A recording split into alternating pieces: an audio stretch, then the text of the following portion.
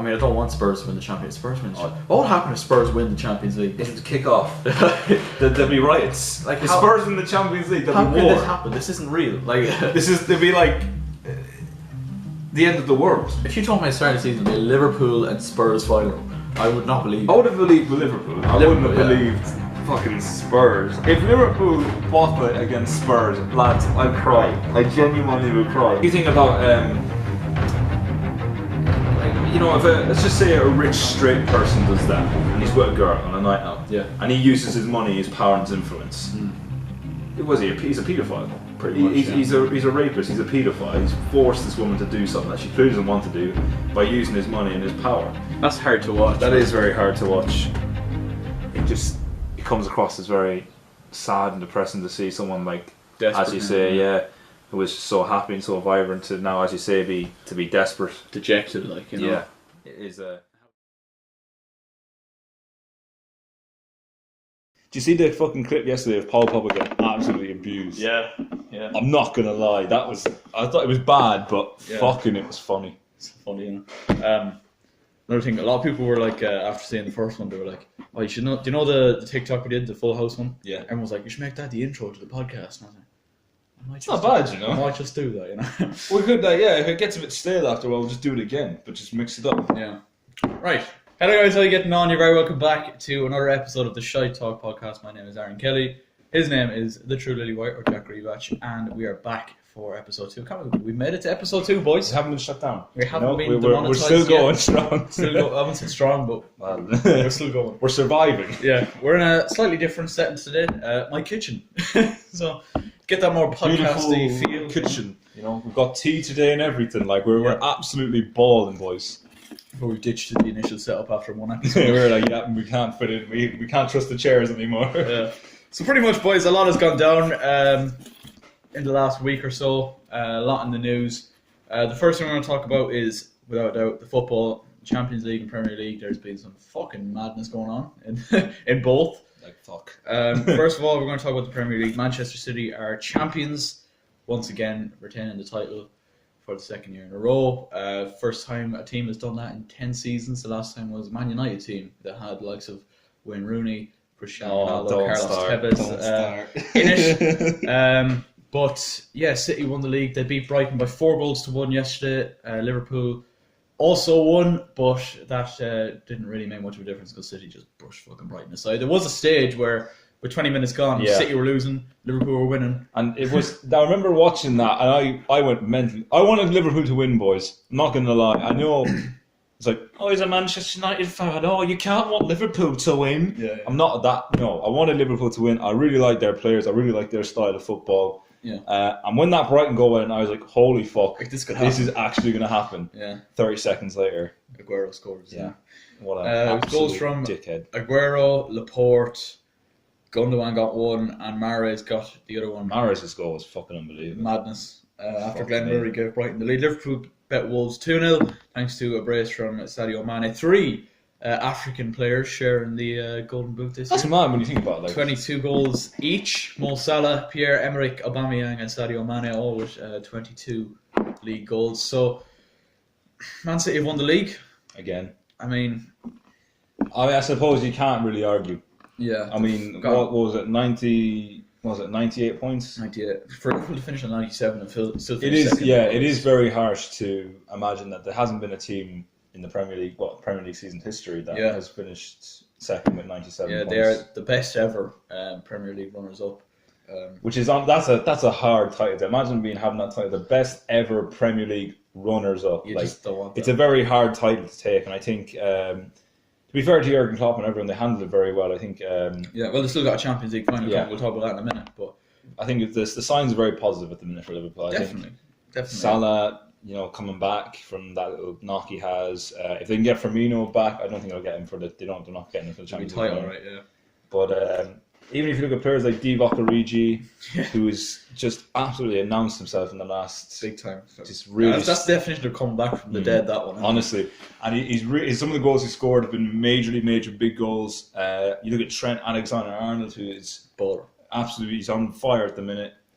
Jamie Carragher saying he's one of the best in the Premier League, one of the best in Europe. Yeah. maybe Andy Robertson at left back. chatting shit to Messi in the Champions League final. Oh, Again, fucking we'll God. get to that in a minute. We're coming back and forth, but they are interlinked in some sense. Liverpool finished on 97 points. One defeat all season, that against the champions, Manchester City. I think City lost maybe 3 or 4 times during the season. They lost 3 games in December, which was Chelsea away, Crystal Palace at home, and Newcastle away. They were all in December. And at that stage, 19 games into the season, exactly midway through, Liverpool were 7 points clear. And to think they've only lost 1 game and still lost the league is... I suppose, when you look at it, it's the... I suppose if you can't score goals and then keep the goals out and you're dropping shit points, it's going to come back to haunt you in a sense. By all means, I'm not saying that Liverpool can't do both, but obviously there was a point in the season where form dips, which is natural. But it happens. To be champions, I think you have to have that kind of perfection. Yeah. And the thing is, as I said, they only had 1 defeat, but you can flower it up all you want. Whatever happens, Liverpool still threw away a 7-point lead. Oh yeah, and that's down to bad draws against teams like Everton, against Leicester, West Ham. Teams that should be beaten. Man United.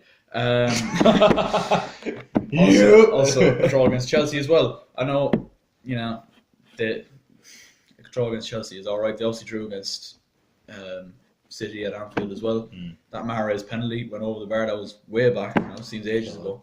But you can remember it. You can always remember that vividly. Yeah, but look, I've no doubt Liverpool will be back. Obviously, the Champions League final will come once again. We'll get onto it, but they're a fantastic team, and there's no way they're going away. Like, they're here to stay. And Guardiola did say that only for them this title race or City winning the title wouldn't have happened because of they probably wouldn't have pushed them as hard, because last season City fucking ran away with it. Think about it as well. Liverpool have made up about 25 points on City from last season. Oh yeah, which is mad.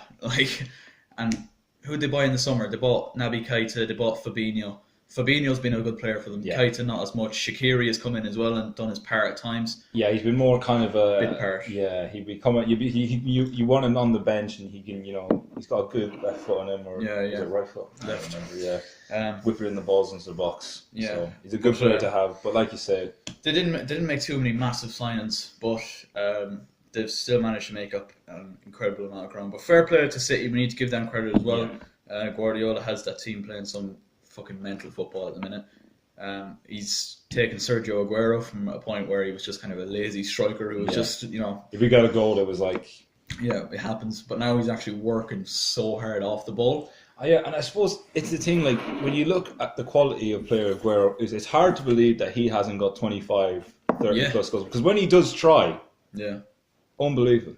Very good striker. The thing with City as well, though, they've goals all around the park. I think Liverpool are very reliant on their front three a lot of the time. Now I know the likes of Wijnaldum, Milner have all pitched in with big goals at different times. But, you do... I know there's been a lot of memes made about Liverpool and that, and how it's a saviour to football that they haven't won the Premier League, but you have to feel for them at the same time. They've done so well. But City champions again. I did mention another team there that we're going to get onto now in a minute. Manchester United. You had a little bit of a rant about them after the Barca game. They lost 2-0 to Cardiff City on the final day. A lot of people did say going into that if they did lose it, that it may well be the end for fucking Solskjaer.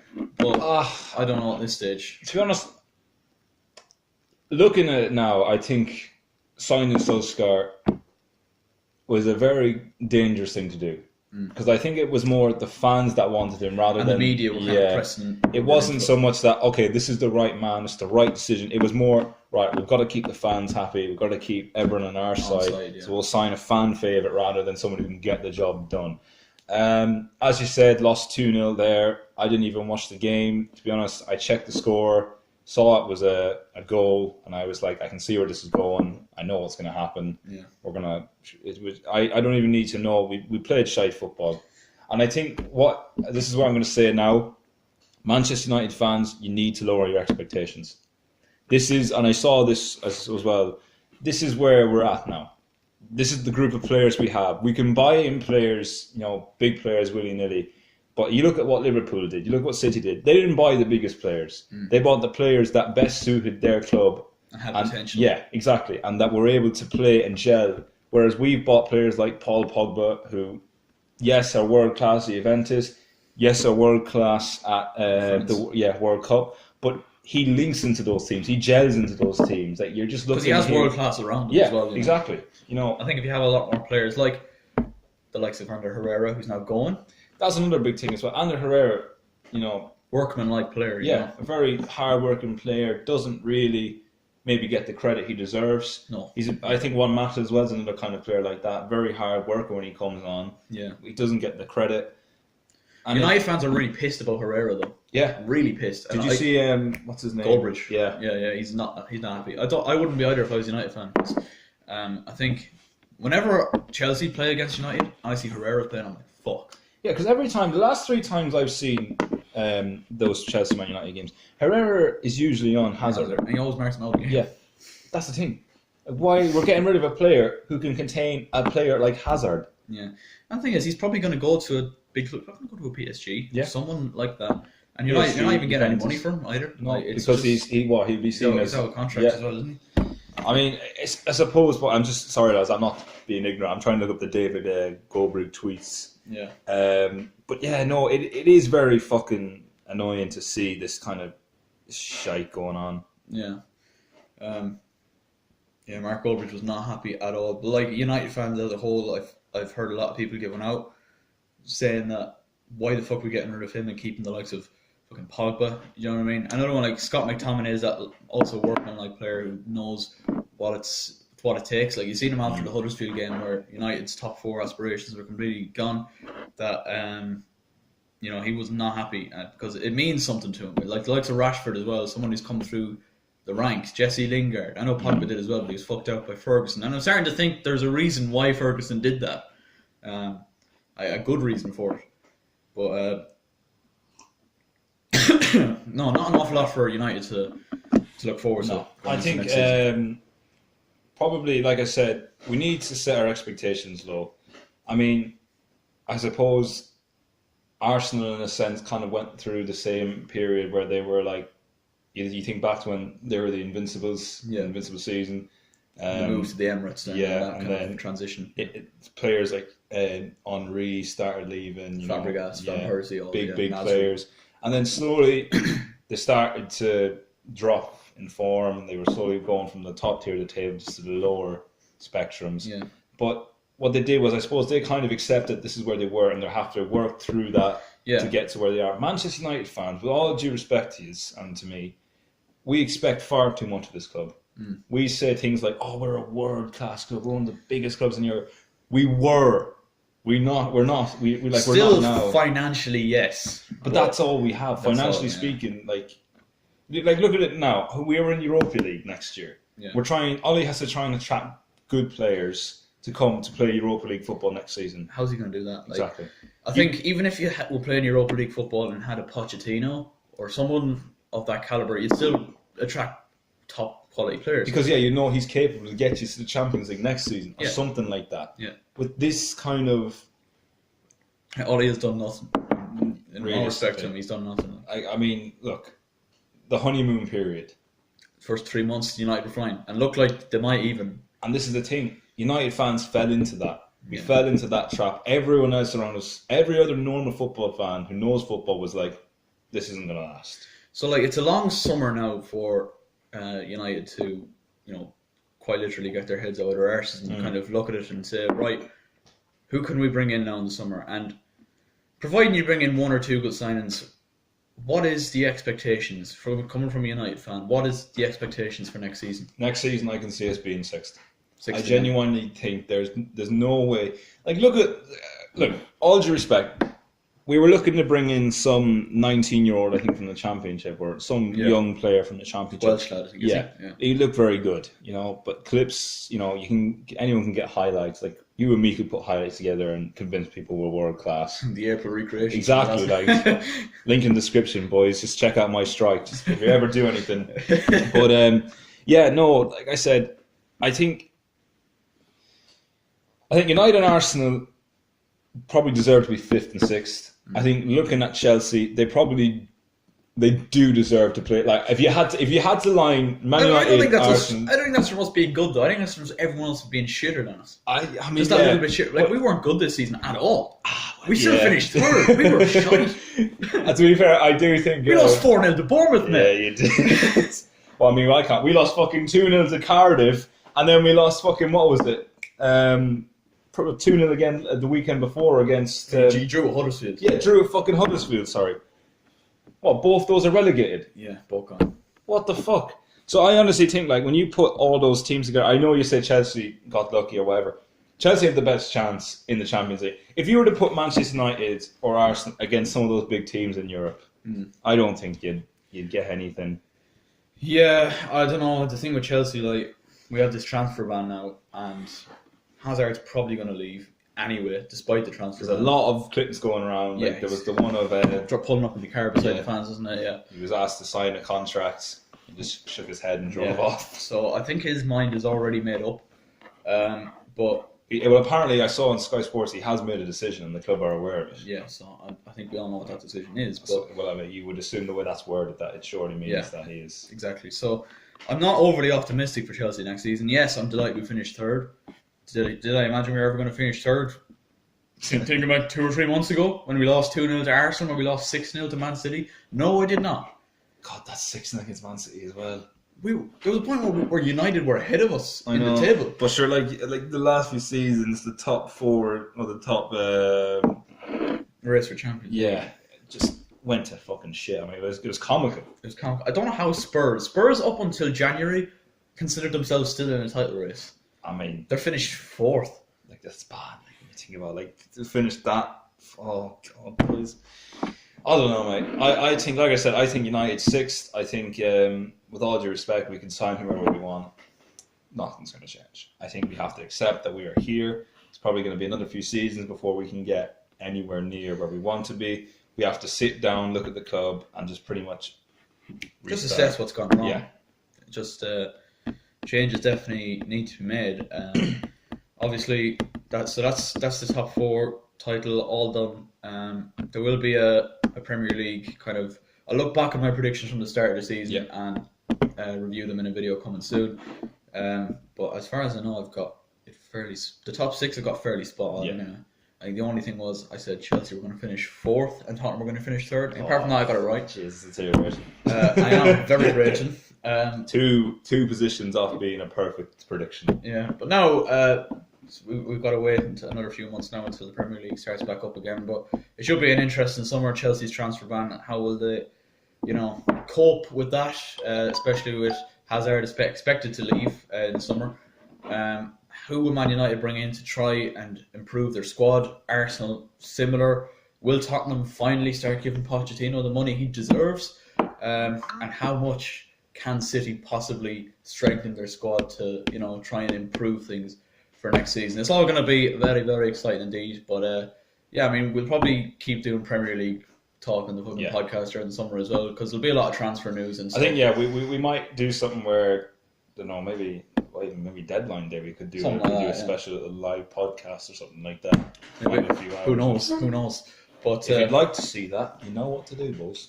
Like and subscribe. I don't even know what channel this is going on. I'll probably go on mine and go on all 3. Yeah, fucking get it all out there. Yeah, get it out there, man. But yeah, we're going to leave the Premier League there. Now we're going to move on to the Champions League. Fucking hell. We have our final, and we were wrong. We were very wrong. We said Liverpool would get through. Yeah, but I remember saying that Tottenham were going to bottle it and lose like 4-0. I said it as well, yeah. That didn't work out. So we'll talk about Liverpool first. Barcelona took a 3-0 lead going into the second leg.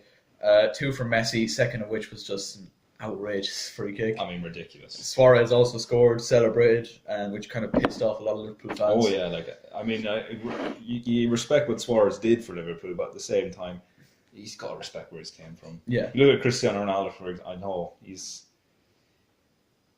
questions about him, but when he scored against Manchester United a few times, Madrid, he was very. I think he celebrated earlier on the season, didn't he, when he played against Juventus? That was a bit of a. But yeah, okay.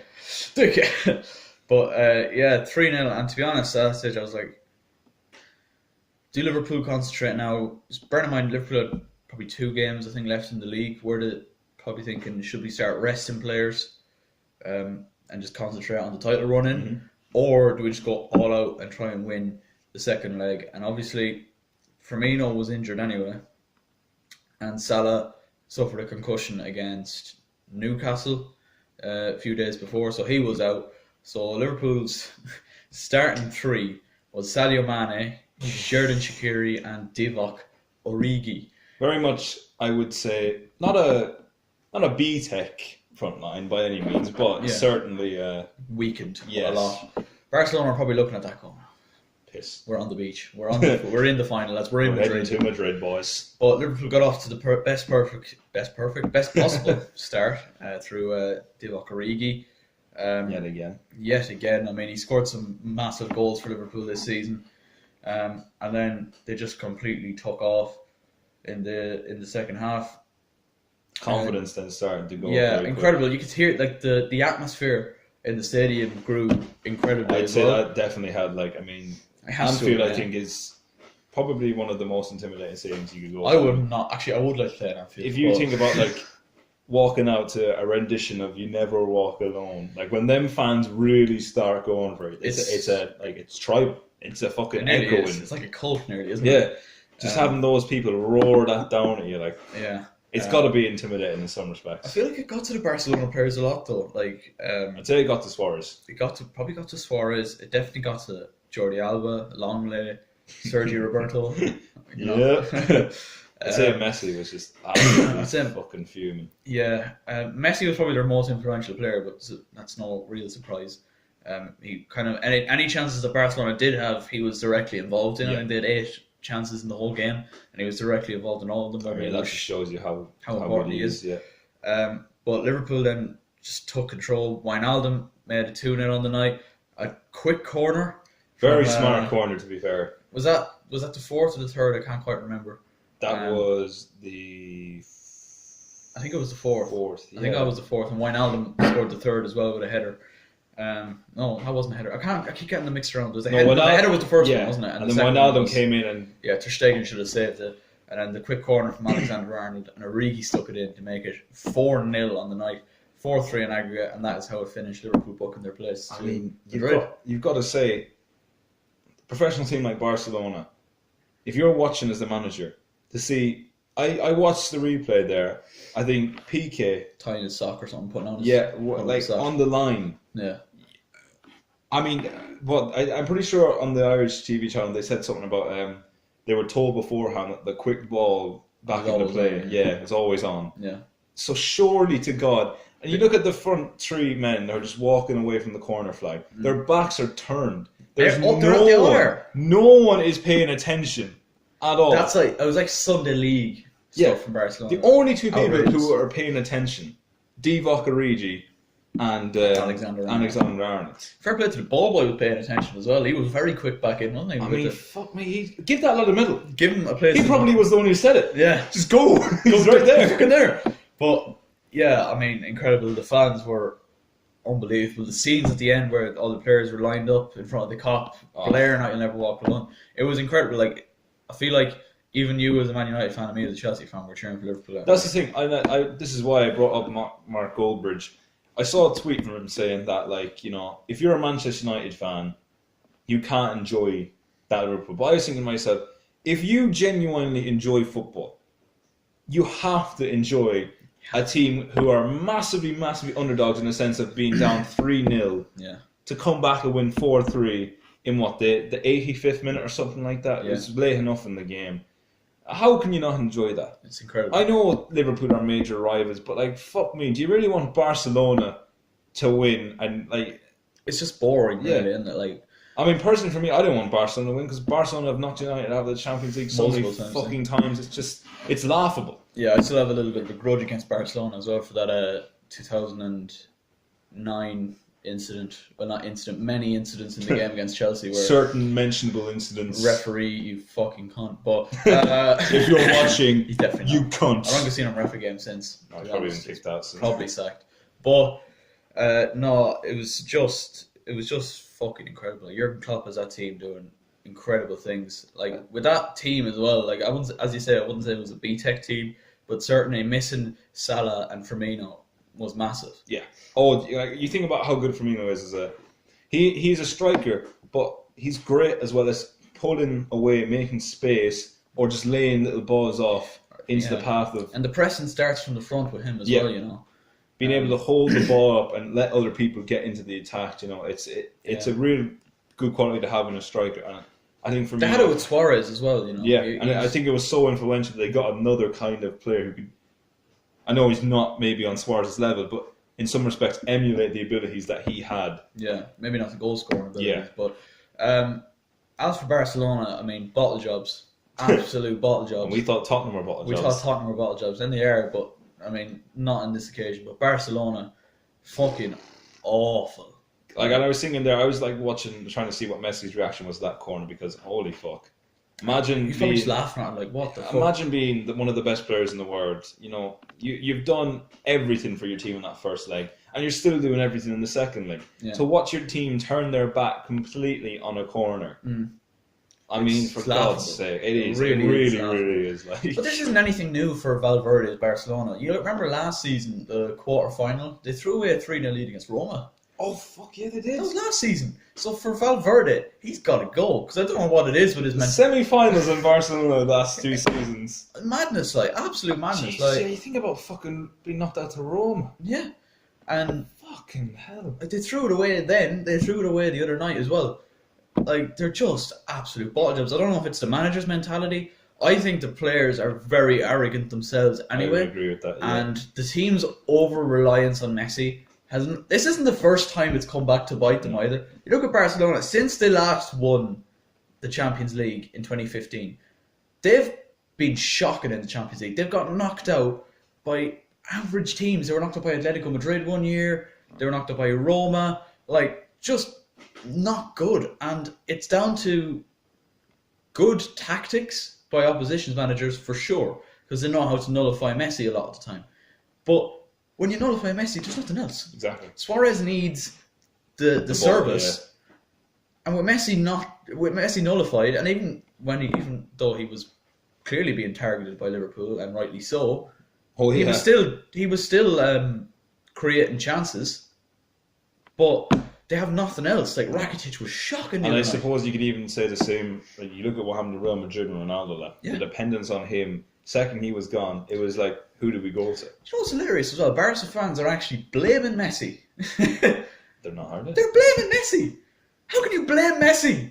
Imagine being that so far up your arse. That's almost Manchester United fan levels, you know. Like we're like United fans. We're the type of fans to, you know, we could have fucking Pogba score 4 or 5 goals in a game, but he gives away a penalty, and we'll never let them live it down for it. That's the kind of level of shite that Barca fans are up to. Like, I mean, how could you blame the best player in the world? I'm sorry. What happens to Barcelona if Messi decides tomorrow, you know what, fuck this, I'm gone? What happens then? You think about like the Asian like teams. They have money pouring out of their arses. They could easily afford the likes of Messi. Yeah. And to go and take a handy couple of, you know, years down in Asia. Final payday. Yeah. You can just fuck off. Barcelona will be down in ruins tomorrow. Like, yeah, literally. They'd beg him. If Messi left, they would beg and plead. To the point where I'd say they'd almost sell players' contracts to have more money to pay for him to stay. There was a similar situation with Ronaldo at Real Madrid last season when he started the season poorly and went a few games without scoring a goal. He was starting getting booed. I remember that. Cristiano Ronaldo, the best. Think of all the service Ronaldo. Imagine as well scoring the goal he scored last year, the bicycle kick to get them to the Champions League final. Yeah. Imagine seeing your best player do that, and just like with all due respect, Ronaldo is he's 35 or something. 34, yeah. He's getting on in years. Like I know he's physically at his peak. Yeah. But still, like any other player, 34, and they start slowing down, you think, oh yeah, do you know what? That's normal. We'll give him a break. But Cristiano Ronaldo's booed. Yeah. I mean, and to have that level of caliber of player. Cristiano Ronaldo scored over 500, 600 goals for fucking Real Madrid or something. Countless. I don't know how many it was, but and then to just go like Messi has done the same. Messi scored over 6. His free kick or his first goal against Liverpool last week at the Camp Nou was a 600th Barcelona goal. Like, we won't see anything like these two again. Never. And I think that just shows like the level of, I don't know, maybe competitive isn't the right word, of the Spanish fans, and probably arrogance, I think, as well. I think they're taking them for granted. I know I'm not. I know you're not. I think that's the thing, because we look at the Premier League. Who have we got outside Messi and Ronaldo? No. Barcelona and Spanish leagues, they had the two best. Like, you look in Italy now, when Ronaldo's in Serie A, Juventus, they're like praising him as a god. Yeah. Every time he scores, it's like, yeah. Do you know what I mean? It's just absolute. Like, I just seen that non-stop praise and respect for him. Yeah. Anyways, as I was saying, Messi had a bit of an altercation with some Barcelona fan in the airport, and had to be pulled away. Like, how can you just do that? Like, Messi, without Messi, that club is nothing. Literally nothing. Oh, there's not even close. There just isn't. But I mean, like, Ousmane Dembele is the only other winger I can think in. Like Coutinho, like, he was shit against Liverpool. He's not Ronaldo as well either. No, like, easily. I don't know, boys. It's a joke. It's sad. It really is. But anyway, we're gonna move on from Barcelona and Liverpool. Massive congratulations to Liverpool. Outstanding, and it is an all-English final, ladies and gentlemen. Liverpool will play Tottenham Hotspur at the Wanda Metropolitano on, I don't know what day. Later 3 weeks from now. 3 weeks from now or something like that, yeah. They beat Ajax in incredible fashion.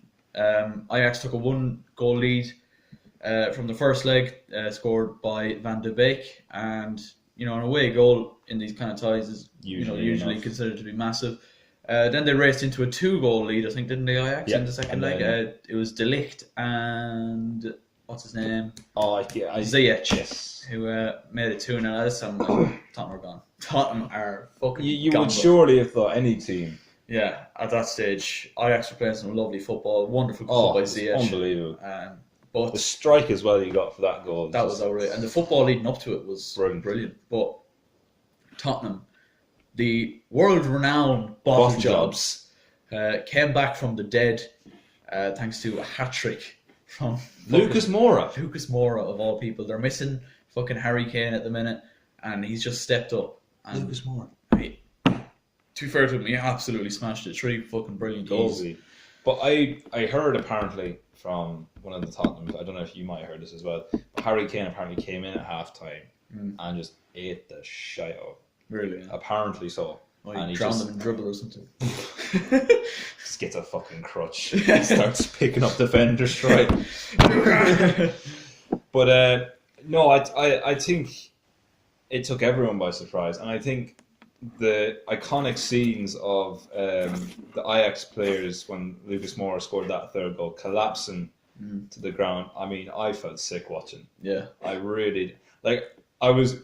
It was mad, and you love it because it's a comeback, but sickening to be a team who, with all respect, were looking to get to their first Champions League final in God knows how long. Ages. And to lose to Tottenham. Having beaten Real Madrid and Juventus, how do you beat Real Madrid and Juventus and then lose to Spurs? Like, that's going to be what's going to be remembered. They're going to be remembered. Ajax were the team that beat Juventus and beat Real Madrid, but slipped up against bottle jobs Tottenham. How do you do that? Because Harry Kane came in with a crutch and gave him the hairdryer treatment. Literally, like for fuck's sake. Look, I have to give credit where it's due. I am happy for Pochettino. I think he's deserved this. He's gone through some shit. He hasn't been given the money. Daniel Levy, as you know, is world renowned for being tight as fuck. So I think it's fair to say Pochettino deserves this, bit of glory. I mean, I don't want Spurs to win the Champions League. What will happen if Spurs win the Champions League? It'll kick off. There'll be riots. Like, if Spurs win the Champions League, there'll be war. How could this happen? This isn't real. Like, it'll be like the end of the world. If you told me at the start of the season, Liverpool and Spurs final, I would not believe. I would have believed Liverpool. I wouldn't have believed fucking Spurs. If Liverpool bottle it against Spurs, lads, I'd cry. I genuinely would cry. If Tottenham win the Champions League, that's like, as you say, end of world material. We'll never ever forget that. No, we'll have the. We won't be let forget that. We will be the generation remembered for letting Tottenham win the Champions League. There'd be war. There'd be fucking war. There'd be breakdown. I couldn't. People would riot. Imagine people coming to my videos now and be like, "Oh, no fucking ball shops now, you can't." Kicking on the fucking door. There's a pawn shop now, you weak cunt. They can't even fucking stand that for. Oh, please. Please, Liverpool, I bet this is an open letter to you. Please do not let Tottenham win the Champions League. You can't do it. We can't allow it. We can't have it happen. If Tottenham win the Champions League, they'll never let us forget it. They won't. They're the type of people who stick it up in windows. They're the kind of people that are like, yeah, we finished above Arsenal. We're not going to let you forget that. Remember that? Remember they finished above Arsenal for the last 3 seasons now, and they're thinking they're fucking unbelievable. Class. Like, you haven't won anything, boys. But please, don't win. Don't let them win the Champions League. If you want to win, look, maybe some pre-season competitions. That's fine. Go ahead. I'm sure you count it as big trophies anyway. Yeah, your cabinet's filling up nicely with the Asia Elite Cups, you know. Tiny bit of FIFA, you know. You start off a pro season just to win a few trophies, get your boys a bit hyped up, but for fuck's sake, don't win the Champions League. If you have any respect for football, just lose on purpose. Yeah, exactly.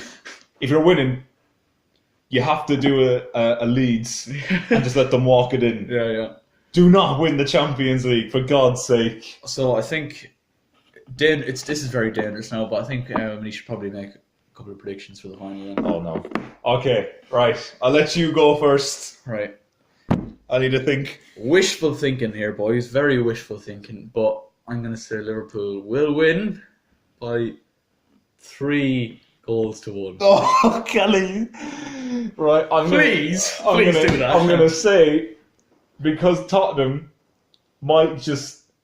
I don't know why, but I have a bad feeling, Kelly. Oh, no. I feel like it'll be 1-1 or 2-2 Yeah. at full time. It's better than 1 on penalties, isn't it? Yeah. Oh, no. I feel like there might just be something that kicks Spurs to push on. And if it goes to penalties, lads, if it goes to penalties, just come for me. Yeah. Come for me. Because I've jinxed it now. If it comes to penalties, come for me. Because I don't deserve... You can ask Jack for the lottery numbers after that. Honestly, I'll give them to you if we can split it. But, fuck. I can't. Oh, God. But there's also another all-English final we need to talk about. Oh, yes. Europa League final will be Arsenal versus Chelsea. An all-London affair.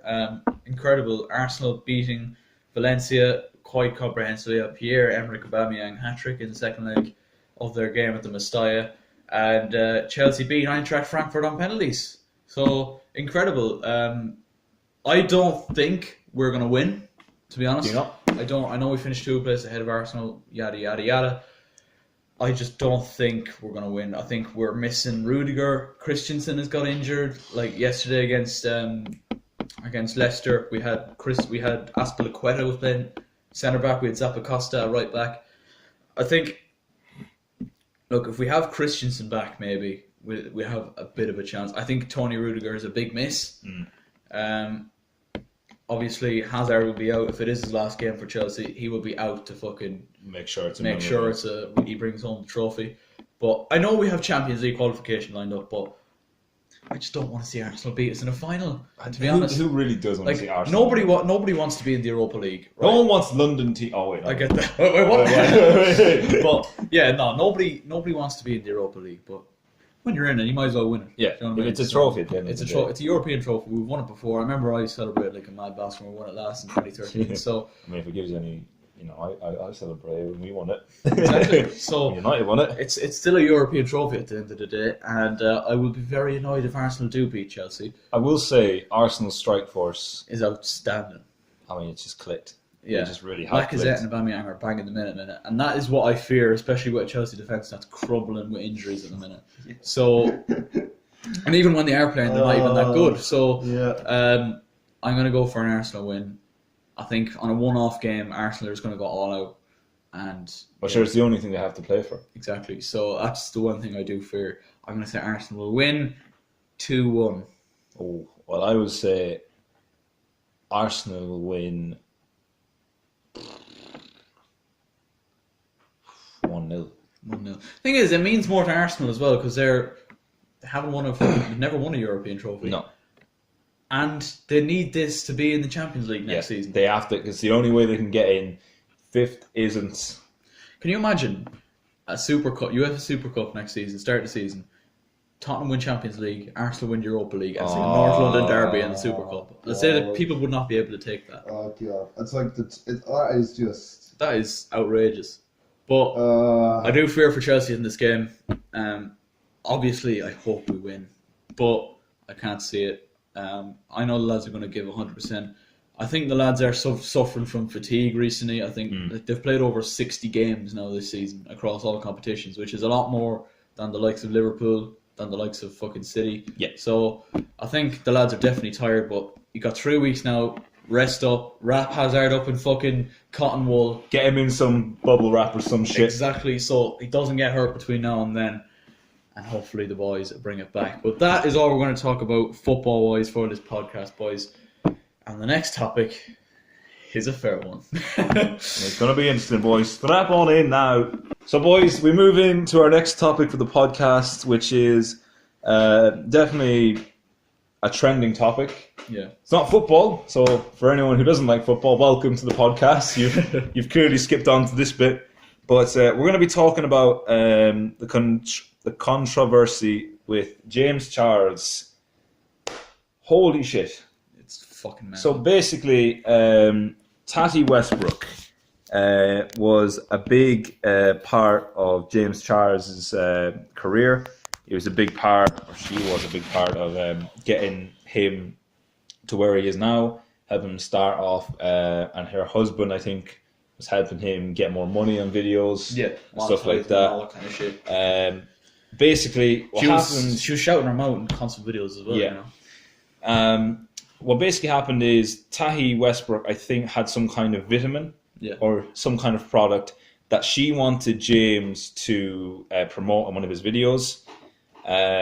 Which, fair enough. I mean, she's basically made his career. He's got a bigger audience as well. Yeah, and he literally just went, "No, sorry, I don't do that. I don't want to put I just don't advertise." Very youthful audience. Yeah, so it was an excuse. And then what was it? The next video he did, or the next product he advertised, was her rival company. Yeah.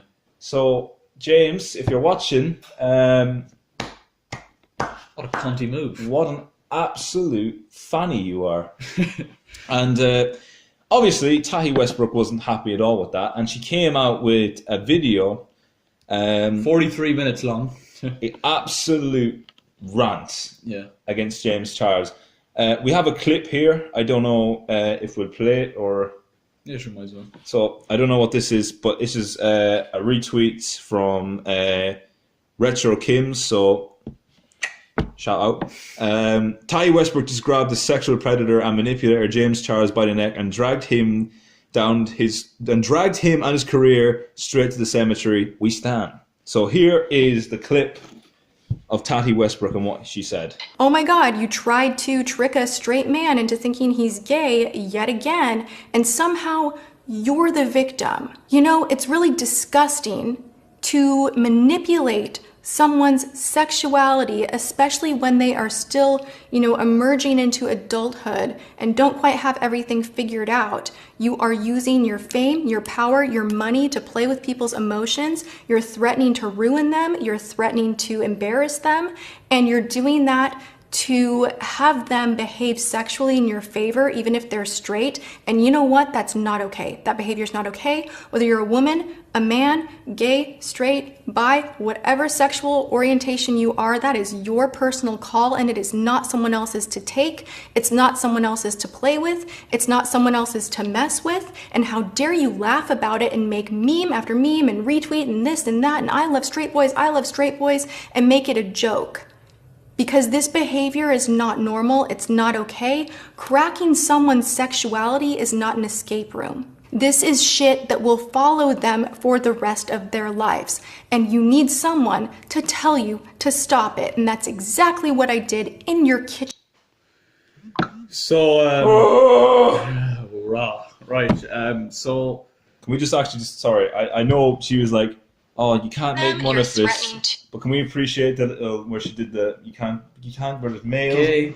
Gay, bi. The little dance and shit that was going on. Sorry, boys.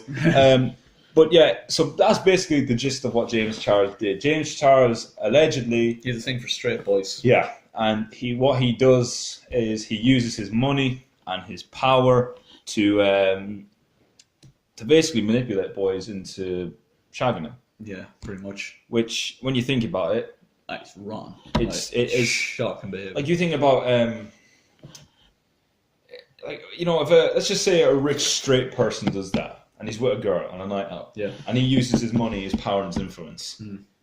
Who was he? He's a paedophile. Pretty much. He's a rapist. He's a paedophile. He's forced this woman to do something that she clearly doesn't want to do by using his money and his power. Yeah.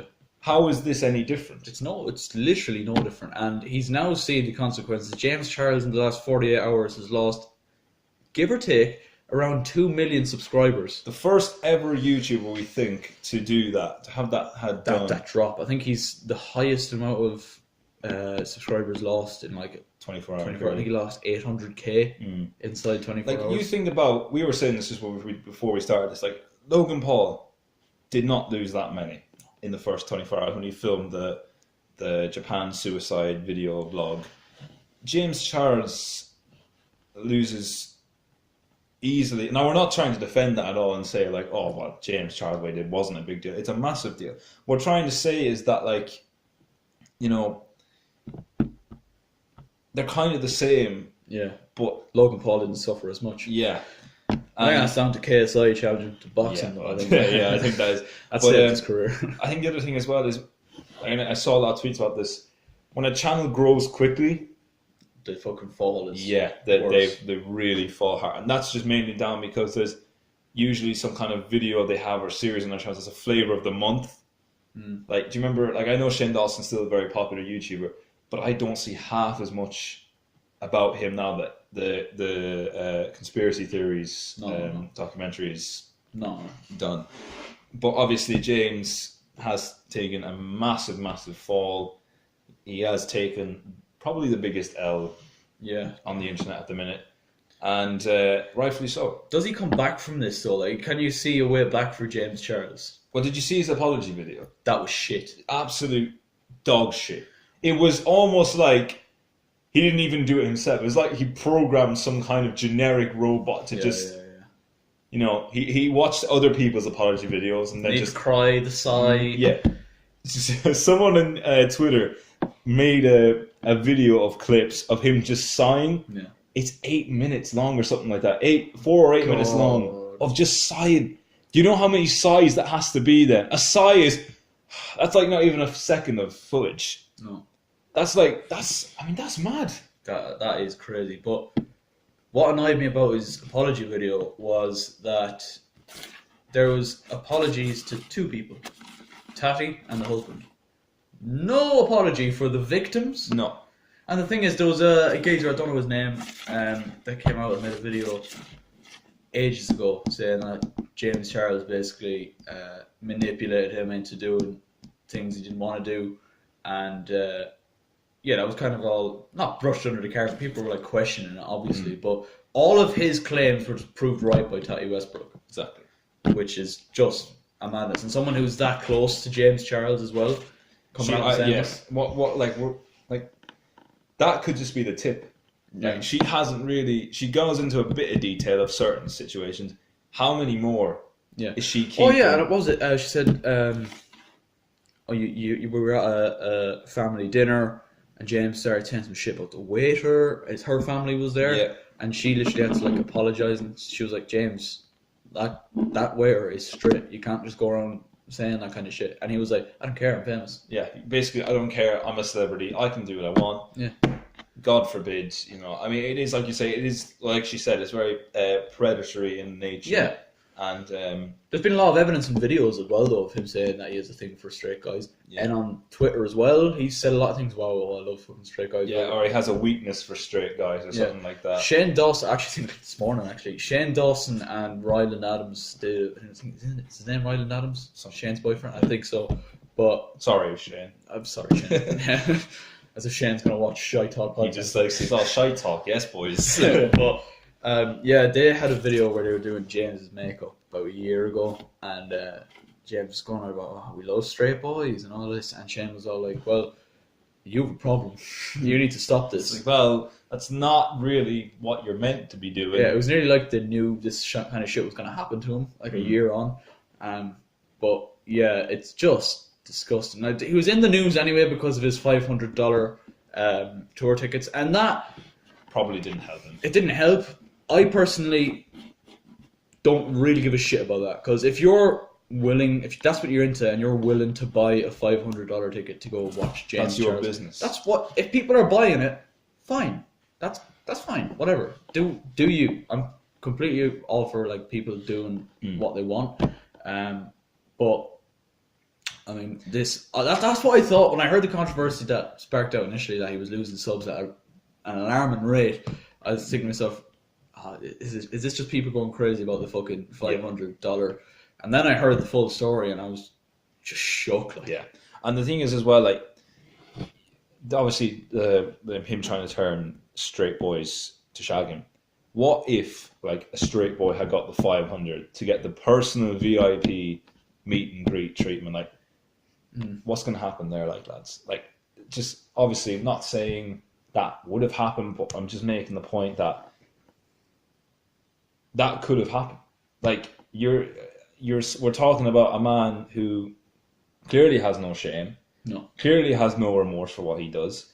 He has a problem. It's almost like he's an addict in the way he acts. He has no remorse. He doesn't really care. He only really cares about his own personal happiness, seeing that he's willing to use his money to turn men who don't want to do stuff to do his bidding. Yeah, it is. Do you know what word jumps out at me here? Sociopath. I was literally going to say it. Shane Dawson. Get on this shit, boy. ShiteTalk podcast x Shane Dawson. Needs to happen. Documentary. We've got the cameras set up. You've got the experience. The clout. Yeah, bro. But yeah, no, it is sick. It's disgusting behaviour. And look, does he come back from this? I know he's only 90. He's the same age as us. Think about that for a minute. James Charles is the same age as you and me. Not gonna lie, lads didn't know that. Yeah, he's 19 years old. Oh, sort your life out, mate. I mean, I suppose, look, at that age, when money and fame come into it, people change. Yeah. But this is a different, like, usually people do, like, oh, I've bought, like, bought a couple of cars. Like, you think of, like, I don't know why, but do you know Daniel Bregoli and Little Tay? Yeah. Back in those days where they, like, Little Tay was buying cars and shit. You can't even fucking drive them. Yeah. You're still buying them. You're like, okay. Just to flex on people. That's the thing. Like, okay, that's a sign of money changing someone and making them do stupid shit. This is like that times 100. Yeah. Using your money to manipulate someone. It's almost like, I don't even know. It's just shocking. It's actually, like, the thing he did to Tatty with, like, promoting the Rivals product seems like small shit now compared to the other stuff that's come out. Obviously, to Tatty, that's not the case. It's probably a big deal to her. But in like the big picture, it's quite. And she made it out as well. I think I mentioned this as well, but she made out that he did this multiple times. Like, oh yes. So as you were saying, it looks like an addict, like, kind of thing, but there's no kind of intention to stop. No, there's no kind of intention. People obviously have noticed this. Yeah. And as Tatty Westbrook has said, she tried to tell him in the bathroom it needs to stop. No sign of stopping, which again is addict behaviour. Yeah, I mean, I seen in the video with Shane and Ryland, he was like, Shane was like, oh, you need to stop this. Why don't you just go for fucking gay guys? Like, you're absolutely minted. You're a good looking guy. Shane just like fucking stops the makeup and just like starts giving him death stare. Like, you're successful. Why don't you just go after a gay person? And he's like, where's the fun in that? He literally said, where's the fun in that? Like, it's nearly like a challenge to him.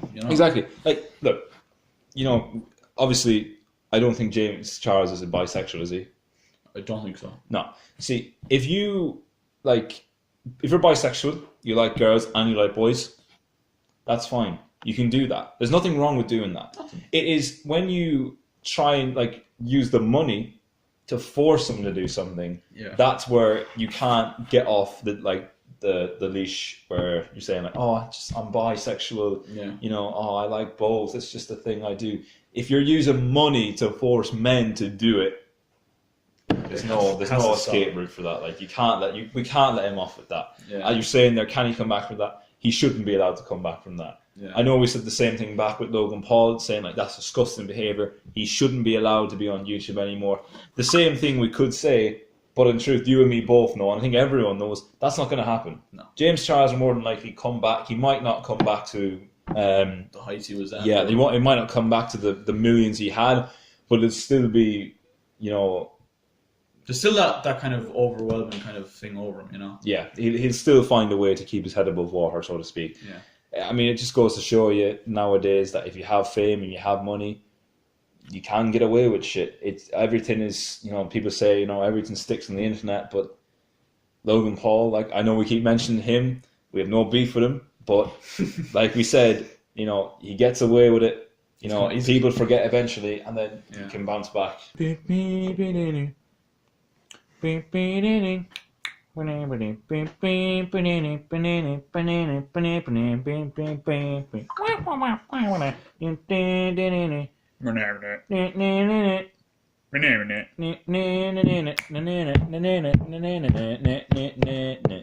go.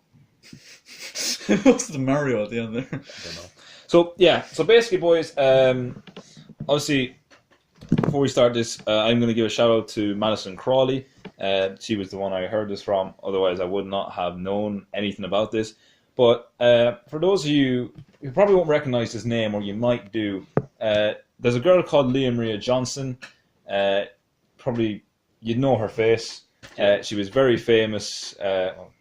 She was known for doing the Fine Bros videos, Kids React To, and she pretty much was from Kids React To Teens React To I think she might have appeared in one or two Adults React To when she was about. So she was all the way up then. Yeah. She was with the series from kids to pre-adulthood or something like that. Yeah. And I'm not going to lie, I used to love those videos. I watched them all the time, and 17-year-old Jack did have a wee bit of a crush on Leah Maria Johnson because she was fit. Yeah. But yeah, I haven't heard anything about Leah Maria Johnson for a long, long time. She came up with a few songs, apparently, according to Madison Crawley's Instagram story. And then, obviously, on the story, she addressed a certain live stream that Leah Maria Johnson did, and I have a clip here. Now, this live stream was about 44 minutes long or something like that. And let me just play this now. Obviously, this clip might not be used. It's obviously... We'll try to find it. Well, yeah, we'll try and find it. But this is a clip from the live stream. Hello.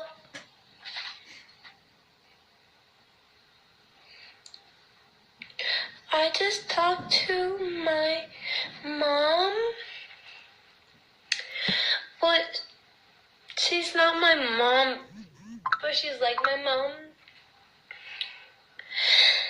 And she says that I should just take a breath.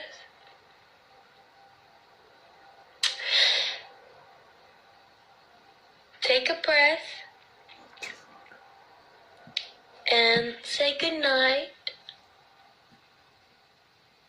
And say thank you. Because I have been quite crazy tonight. And I have said a lot of things that maybe most people wouldn't have said. Oh, Hunter. Oh. So I'm going to stop it there.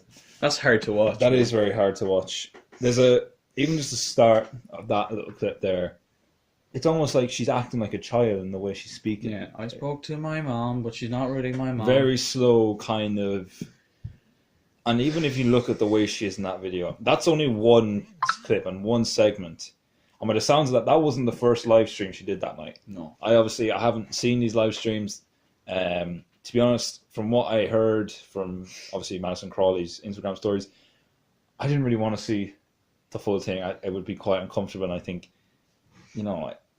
I think they probably will be taken down at some point, but people do have screen recordings. Yeah. But and That's the thing. You never know what's going on with people. Like, Yeah, and she actually I'll try and get Madison's Instagram up because she has a clip there, a few clips from the live streams, and they're short little clips as well. So that's her, by the way. oh shit! Yeah, Yeah, I do know her. that's her. That's her now. Thank you, Sion. Thank you, Sion. Thank you. I know it was fire. It was fire. Thank you.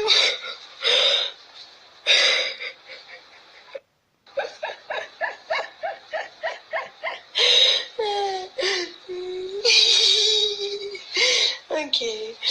Okay. I'm just gonna do a ponytail. Okay. What? Or Dad. So fuck all of you that have those things, and fuck all of you that get to go to college, and fuck all of you that are easy learners. Because I'm not.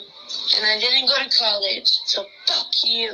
You know, and I can't get a job as a fucking barista because you know what? It's fucking difficult. It's really. Fuck me, man. Like, I do know her now. I've seen her in lots. yes, of this is fucking what I mean. reaction People will know her videos. face, Yeah. but they won't know the name. And just listening to that just little outburst of. I wanted to talk about this because I think it probably does need to get some sort of awareness. I know we're not the biggest YouTubers, but sure, look, Far from it. you know, it might get heard, it might get seen by some people. You know, obviously Madison's done her part.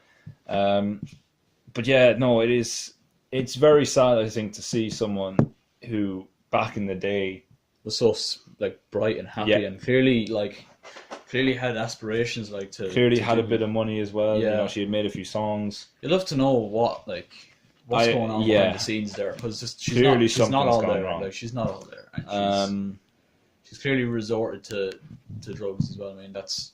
I think, yeah, people were saying there I was think some that's kind clear. of I drug or alcohol or something like that. And again, this is just speculation, boys. We're not coming out and accusing anyone of doing anything like that. Yeah, But the signs are there. Yeah, what I did think, it does seem a classic case of someone who had money and was enjoying their life has now got to, and by all means, fair play. I mean, I think if I had money, I would probably do the same. I'd enjoy my life, but. Yeah. Now that money may have gone and she has to try and get a real job, obviously, Yeah. she is not been able to, and she said she's not was it quick learner or fast learner or something like that. She didn't get the chance to go to college. Yeah, I mean, I suppose That's the thing we were just saying about James Charles as well. Like, he got so much money and so much fame so quickly that once something goes wrong, it all comes crashing down. And that, I think that's a clear case with her there. And It's I think sad. as well, it highlights, and I know this is probably a completely different topic, but just on the subject of it, I suppose it highlights how hard it is to get a job nowadays as a young person. I mean, like, I think we can both speak for the education system in Ireland, where it's shite, where you have to get a certain amount of points from doing subjects that... All comes down to one exam as well. Yeah, like doing subjects that you may or may not enjoy, but you have to force yourself to study them. Whereas... you look at, if say, hypothetically speaking, let's say that was the case with her. She just wasn't good at school, but she had so many hidden talents. Like, none of that is being nurtured. Now she can't get a job as a barista because they're looking for high quality qualifications that people just don't have because it's, you know. It's really sad. She's clearly not taking it fucking well at all. Like, thoughts are definitely with her. Like, that was hard to watch. Like, that was genuinely and hard I to watch. suppose, like, another thing I'd say is, where are the friends? Where are the family? Because obviously, like, that is a clear cry for help. Yeah. And to me, that comes across as like, and again, this is speculation, boys, not saying this is true or not, but that comes across as if she's not getting support and help. Yeah. Or at least not the sufficient support and help. So she's had to come on Instagram or YouTube, Or reach out to followers, fans to try and maybe get help or just a cry for someone to help her. Which again is very sad because I think, once you do that, it comes across as very sad and depressing to see someone like, Desperate, as you say, who was just so happy and so vibrant to now, as you say, be desperate. Dejected, like, you know. Yeah. is having to, if she is on drugs or taking excessive amounts of alcohol, to resort to something like that. very sad to see. It's rough. She's only, I think, 22 years of age as well. Really. Again, like, she mightn't, like, you were saying she was in Kids Reacted as well, like, I think so. I'm pretty sure. so she's probably been doing that for ages, probably getting nothing for it. Really, realistically, she's probably just happy to be for there. the age she was at, it was sufficient because she didn't have to do anything, pay anything. Yeah. She was just living. Yeah, and as soon as she got older, she, like, the need for money was bigger, far greater than what was given to her. Yeah, it's fucking sad. Like as you were saying with school as well, some people just have nowhere to turn to. You know. Yeah. It's a rough one now. It really It is. is definitely. Like, you do feel privileged, like, to be able to go and get an education. Like, some people just aren't able for that. You think of people who waste college as well, like, you know. Yeah. Seeing people like that who are desperate to get college, you know. And I know people myself who are working jobs now, and they're would love to be in college if they had the chance. But I think you're right, and I think it does make people appreciate the whole opportunity and be grateful for what we have, I suppose. Yeah, exactly. So, do you want to add anything else to that? Or? No, I think obviously, lads, we are sorry we ended on a bit of a down. Yeah, but I think, like I said, just raise a bit of awareness there. Just, you know. Yeah, I mean, as much as we say, it's probably not going to get out to too many people. This, but look, we've had our say on it, and hopefully she gets the help she needs. But Gareth, anything else to you need to start saying? No. He's still there. He's still hanging. He's still there. He's hanging on. He's hanging on for dear life, I tell you that much. But that is that. The second podcast done and dusted. Let us know your thoughts in the comments section down below. Subscribe to both of our channels. They'll both be linked in the description. Subscribe to the ShiteTalk podcast channel as well. And we'll catch you in a bit. Take care and peace.